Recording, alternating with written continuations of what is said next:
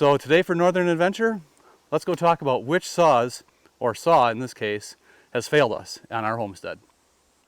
So the first saw I'll talk about a little bit is this Husqvarna 262 XP.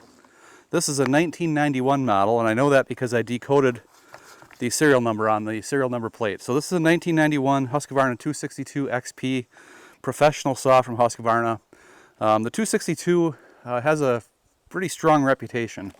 And I'd have to say it's been really good saw, and it's been run continuously since the time it was purchased. Now, I purchased this from a gentleman who said he could no longer, at his age, start this saw. So he wanted to get rid of it and buy something else.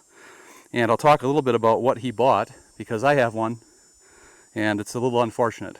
But in any case, the 262 XP is a very powerful saw. It's, I believe on the spec sheet, 4.9 horsepower, runs at, I think, 13,000 RPM at full speed, and just does a really good job. We've been using it around the homestead now for a number of years. It cuts all our firewood, it takes down blowdowns. We just had a chipmunk run into a chipmunk hole. That's pretty funny. But the 262 XP has been a solid, reliable tool since 1991. Now, that's not the oldest saw in our collection of saws. We have another one. And we have the Homelite Super 2. And this was actually a saw that my dad purchased in 1989. So it's got a 16-inch bar and a 30cc little engine.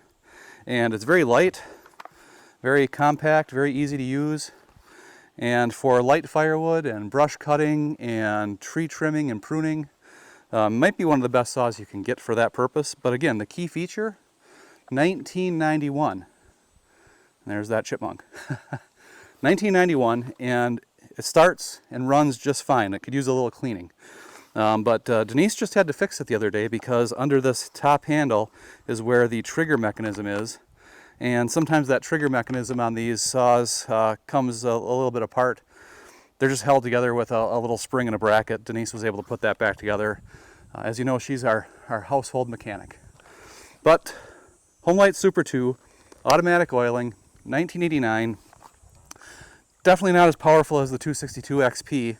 Not as fast running, but it does the job. It gets the job done, and it gets the job done even with this dull old chain on here, which I need to sharpen.